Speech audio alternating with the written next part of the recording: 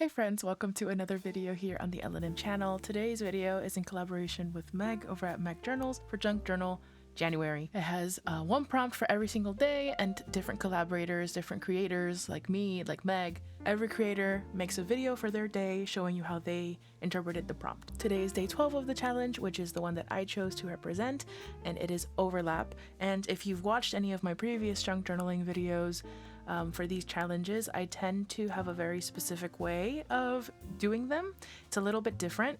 So I have my notebook here where I kind of went through and figured out how I was going to kind of come up with the idea and how I was going to interpret it. Something that I always do is I create a haiku that I then work off of, instead of just going from the word itself, right? Because I feel like sometimes for me specifically, just the word is a little difficult to there's not a lot for me to grasp onto, I guess.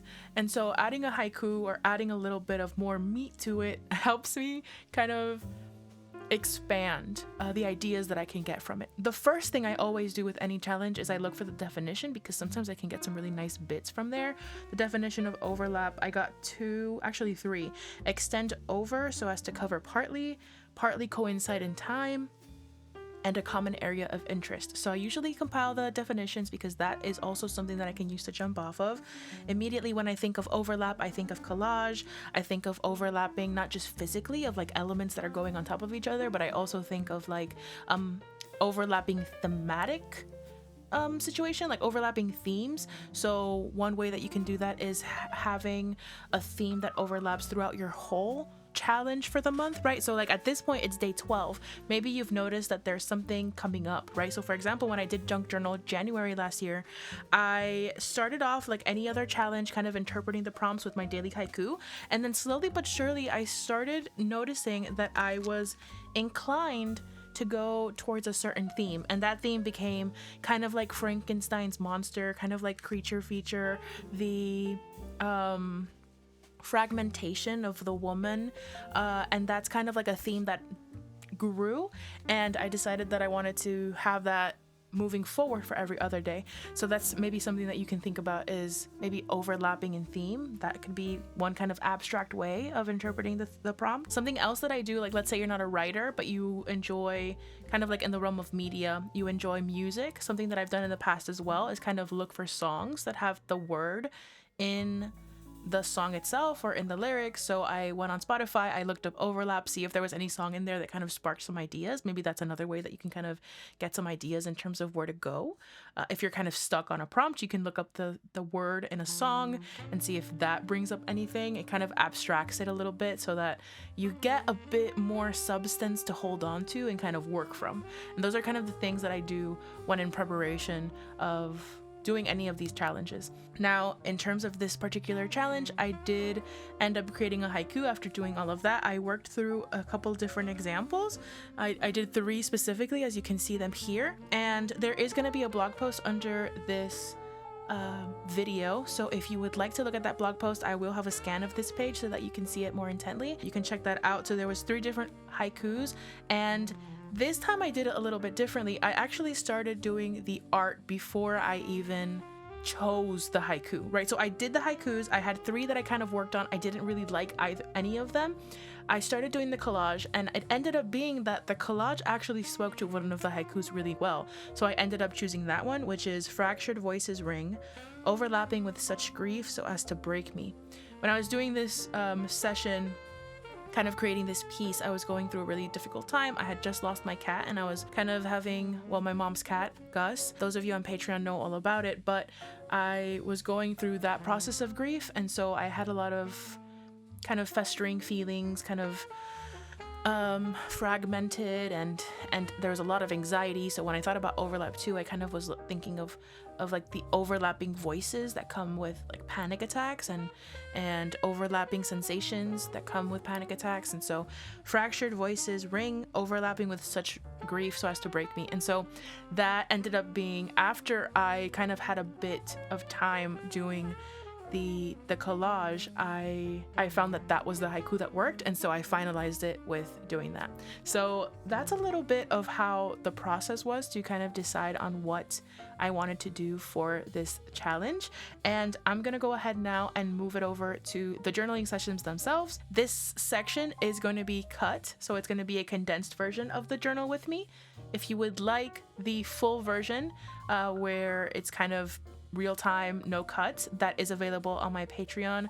Sweet Treats and Above gets access to bonus videos every month, and so if you would like a really long body doubling video where it is more real time in nature than what is going to come after this portion of the video, then go ahead and check out the Patreon. That will also be linked down below. But thank you so much for watching. Let's go ahead and switch POVs. Hey friends, so right off the bat we are starting with the very first thing that I did. I was very much into inks in this particular point in time. I had watched some of Sophie McPike's videos, some of my Dandelion Diaries videos on 2024 ink vent for Diamine, and I was feeling a very strong urge to use inks, and so that's what I did. Another tip I have for you is if you are not 100% sure what direction you want to go in, which kind of was me at this point, even though I had already done the haikus and I had some of the materials that I wanted to use, I still wasn't 100% sure the direction that I wanted to take it. And I kind of went for the very basic, at its most basic, idea of overlap, which is overlapping elements, right? And so I'm here overlapping color. I really just wanted to do some color play, and so I use a lot of the inks that I have, some samples that I was gifted and some that I have bought, and I just did some backgrounds. So don't be afraid to kind of do prep work if you are not 100% sure where you want to go.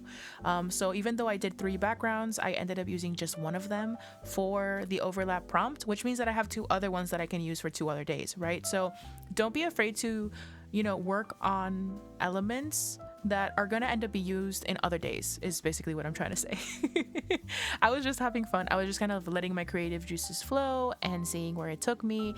And after playing along with this, that also kind of led me into a direction, right? Because as I was playing with the colors, I kind of decided what colorway I wanted my pieces to be. So don't be afraid to experiment and play. At this point, I still, like I mentioned, wasn't really sure where I was going to take it, what the direction was going to go in, and so I decided I wanted to doodle, and so I did that. Again, playing with some more inks. I had recently bought a waterproof black ink that I could use finally with my watercolors, and so I played around with that. I was just doing some doodling, different shapes and what have you. Again, just letting creative juices flow. Don't be afraid to just experiment. I think that is your best friend when it comes to trying to develop some ideas for this. And I didn't end up using any of these elements that I created for the final piece. That being said, they are still in my little bag and I might use them for other days. And even if I don't, it was a good practice. It got my mind kind of going. It's kind of like with morning pages, right? Sometimes you write morning pages and it's all a bunch of gibberish, but it kind of gets all of the things that are clogging, all of the thoughts that are clogging your mind out of your head and leaves room for creative expression, right? For you to actually write the things that are going to make a difference, that are going to make a change, that are going to be of value aside from all of that brain drain. And so this is just a visual version of a brain drain, if you will. I was kind of just letting myself play and move around with my hand and my paintbrush and my inks and my watercolors and just looking at colors, figuring out what I liked, what was calling to me in the moment. And after letting myself play with those things, then I ended up at a place where I started getting to what the final piece was going to be, if you will. Something different that I'm doing with this particular challenge is that I'm not using a bound book. I'm going to be kind of, if you saw my Techo Kaiki, you would have known that I'm going to have a kind of yearly junk journal in a binder. And essentially that way, the point is to be able to use other papers. So I ripped out the ones that I did the backgrounds on were some pages from my 2023 Avec that were blank that I didn't end up using. So I'm trying to repurpose some other journals that I haven't used yet that are kind of just languishing in inactivity and forgetness, or for what is it, the word? just forgotten, just unused. So there's also scrapbook papers that I haven't used from when I was in like Project Life back in the day, many years ago. And so I think using the binder is going to be really nice because I have a different, I guess, way to use up some of these papers, and then at the end of the year I'll bind them all together. So most of my junk journaling challenges are going to exist within this binder, and I'm also going to use it just for like general junk journaling. And if I have any like ephemera, from the day, any junk that I want to kind of commemorate, if you will, I will do that in the binder as well. And then at the end of the year, again, I will bind that all together into a book of some sort. I had so much fun playing with these inks, y'all. So much fun. Something that I did want to say too is if like you're not an artist in this same sense, where like maybe you just want to find a way to use the prompts but in your regular journals, try doing like mini collages. Like if you've seen any of my other videos, you know that I like doing like little mini collages in my journals and my weeklies. See if you maybe do like a little mini collage with like a character or something like that. Just overlap elements, right? Like maybe it doesn't have to be as crazy as this where I'm cutting magazine clippings and using a bunch of background inks and stuff, making a mess on my desk. It doesn't have to be that complicated. You can just use these prompts within your regular journaling systems as well. And something as simple as maybe doing a little collage in your weekly can kind of fulfill that prompt. Here I'm recording, I was doing a little poll or a question to my patrons that are on the close friends on Instagram.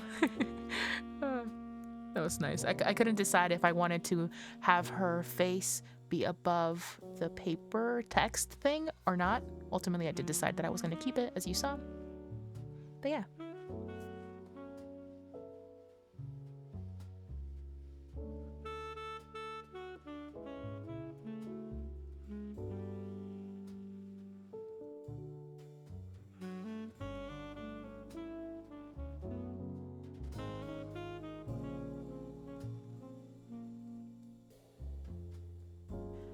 Hi, so Journal With Me portion, Chris, is checking in to kind of give you a little tip when it comes to if you're not able to do, like finish a session in one, or rather finish a spread in one session, or if you're working on multiple spreads in one session and you end up with a lot of ephemera that you're going to use across multiple spreads, then here's one of the things I do. I have like little places where I kind of like put all of my cut up pieces and what have you.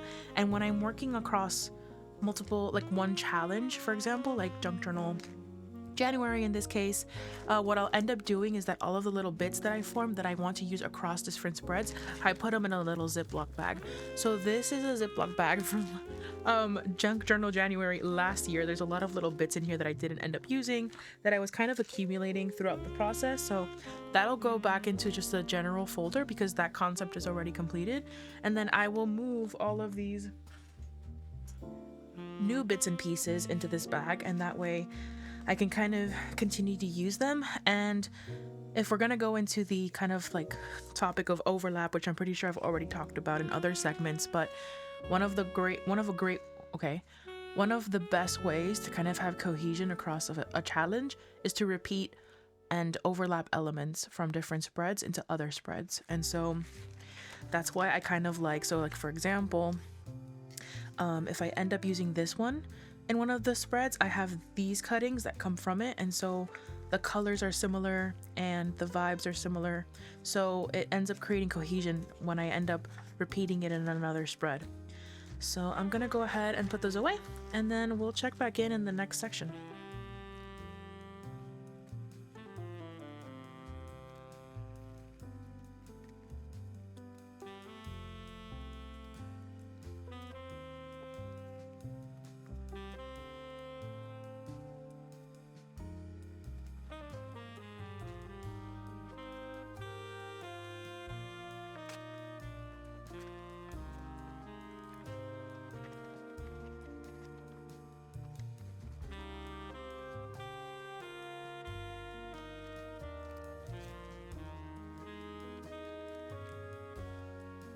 I did a lot of the cutting off camera because there was a lot of searching and figuring it out. And that's just a little bit easier if I can kind of move around my desk and not be focused on where the viewfinder is catching things. But I did want to include that little last clip of me cutting just so that you could see I was using the X-Acto knife and a little mini cutting pad, if you will, cutting mat. And then here now I am finally going to be finishing this piece. I went into my grabby bag and also some ephemera that I had gotten from Maddie over at Hello Naya. She sent over a bunch of little papers and a happy mail, and so I took some of that out to use as well, and kind of figuring out, you know, how this is gonna end up, and playing around with papers and textures, and again overlapping elements, because that is my word at the end of the day. So gotta make sure I get that. But you saw there's a lot of different overlapping elements. I love collage. I think that that's probably the easiest way to kind of do this, is just collaging things on top of each other. That's like the most literal interpretation of it. So definitely feel free to experiment with papers and have fun with papers. I really like this little texture. This gridded pink one there is from the Grabby Box bag, Grabby Box subscription. I'll leave a link down below. I do have a discount code if you guys want to purchase that. It's a 15% discount code. Oh my goodness. That being said, don't use regular glue for these things. I ended up using the tape, which is what I'm using here to glue it, because it was just not sticking down with the regular glue stick. So definitely the tape is superior in this instance when you're going to use textured papers like this. Avoid the sticky fingers. Unfortunately, I was not saved from that. And here I am cutting it down because it is going to be in an A5 binder, and so I am using the Tomoe River paper, the backgrounds that I felt most coincided with the colors. I am sticking that to the back, and I used a combination of that kind of like tape and also some just regular glue. Glue that there, and now this is another aspect of the overlap. I have two pages, right? One is overlapping on top of the other. So just many different ways that you can interpret that overlap and use it. And you don't have to just stick to one, right? You can use it in multiple ways. It can be multi-dimensional, if you will.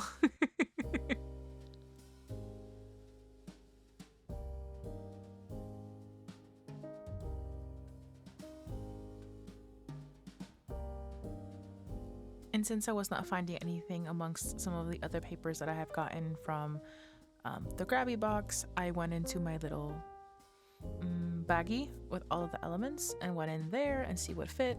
And I found these two, which I will be doing another overlap, right? I will be, instead of cutting them, I will just be bending them over and gluing them on the other side. So there's another overlapping element. I really love these two. Those are from the little happy mail that Maddie sent me. The colors I felt worked really, really well.